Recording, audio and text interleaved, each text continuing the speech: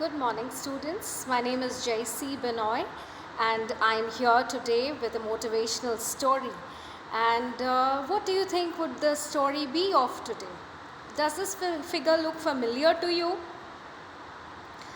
Today, the story that I'm bringing up today for you all is of Eklavya. And I'm sure you must have heard of Eklavya, correct? Who was Eklavya? You must have heard of him in the Mahabharata, correct? The epic of Mahabharata. I'm sure you must have watched the serials. So you all know Eklavya was very famous for his sacrifice, sacrifice offering to the Guru, his teacher, correct? But what was so special about Eklavya and what is the story about? So let's first have a look at it. So now Eklavya was from a tribal family. So they were the Adivasis who stayed in the forests, and Eklavya was very fond of Dronacharya. He was the guru of the princes. He was the guru for the king's children. All right, and in those days the king's children or any student, you would go to the forest and stay with the guru in his ashram and receive training for their education with the guru in the ashram. So they used to stay, this was called the Gurukul system, and they used to stay with the guru in the ashram, and they used to gain knowledge, and different kind of information and studies were taught over there.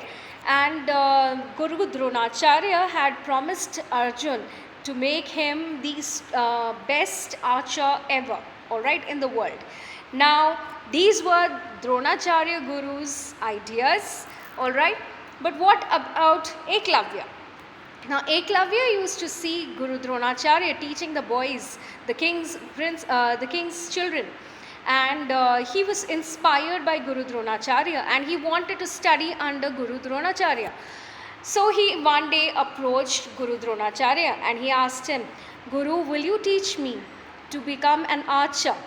But the Guru Dronacharya, he said, refused to do so, because he, according to the rules of those times, the Guru was not allowed to teach anyone else apart from the prince's children, because he was the Raj Guru. Okay, so that is why Dronacharya couldn't teach Eklavya. But Eklavya did not feel disappointed. He did not take the disappointment or the failure to his heart. So what did he do? He went back home in the forest, and he built a sculpture of the Guru in front of him.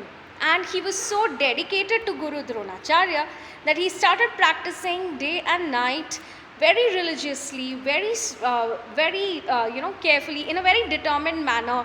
And he practiced very nicely, very efficiently, to learn all the nuances that would be there related to archery. And he became very good at it also, despite not getting a formal training from the Guru directly. All right. And he became so good at it that one day he was able to surprise his Guru, and all this he was able to do without his Guru knowing. All right. So how did the Guru come to know that Eklavya was so good? He was such a good archer. So one day when the princes were moving around in the forest, that time they came across this dog, which you can see in this image. His mouth was covered with arrows in such a way that the dog was not harmed.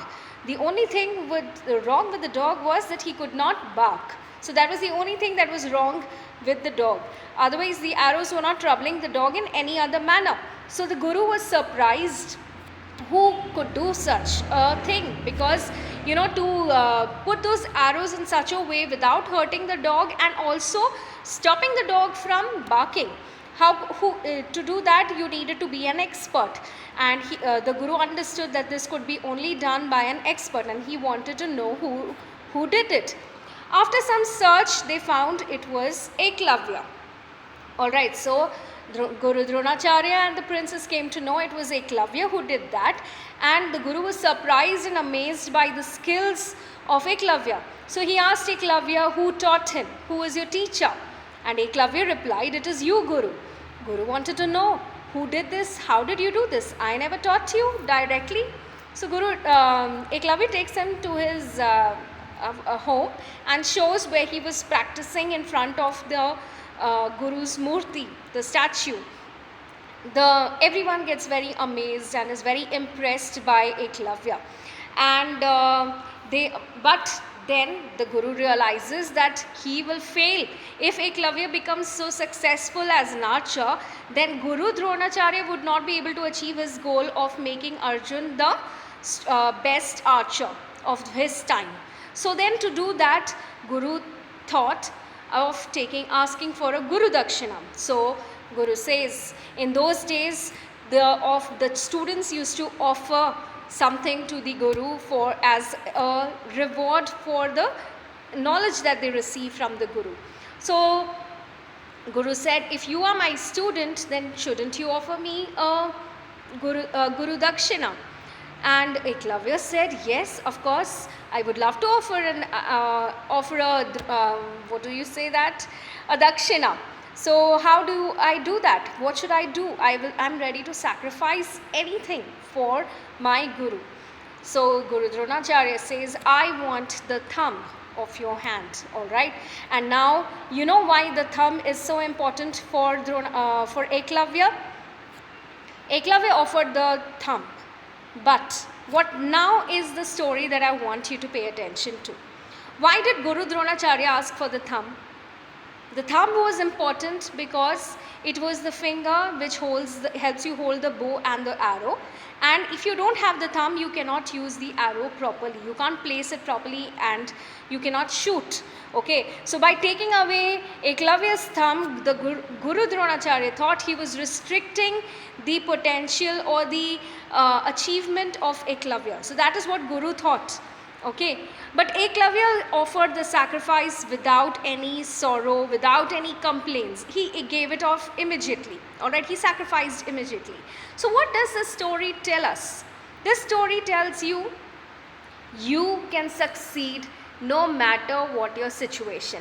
Eklavya did not feel bad that he was not able to study with the princess. He did not let his circumstances stop him from studying. So that means that you can also do your best to get success, even if you get rejected, or even if you are sidelined, or even if you are pushed away, whether it's because of your circumstances, whether it's because of your family, whether it is because of your own limitations, whether you are handicapped or any such thing. Any situation you can overcome, but what do you need to overcome the situation? You need determination, you need hard work. You cannot succeed easily. So success comes with a lot of hard work, with a lot of pain, with a lot of suffering. But another thing that you need to learn from his life story is that he did not let anything upset him. He did not feel dejected that Guru Dronacharya asked him for his thumb. When he was asked to return, when he was asked to give something in return, he gave it freely, all right, without any hesitation. That was his respect. The respect for his Guru made Eklavya collect the mud from the place where Dronacharya was teaching the other king's children.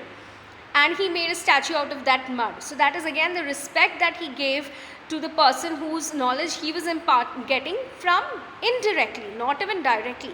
So that is the amount of respect he held that person in. And another thing that I like about Eklavya is that he is so determined and he is so hardworking, because of which he was able to become so successful. And even now we are able to remember that story. So his story actually tells us about hard work, about determination, about getting success without feeling disappointed because of the rejections that you face. So when life gives you rejections, always make it a point to not feel upset about it, to not feel really sad, and not to stop working hard. You need to continue working. You need to keep motivating yourself. You need to do things better so that you can move on in life. This is my story. I'll stop here. I hope you like my story. Have a nice day. Thank you.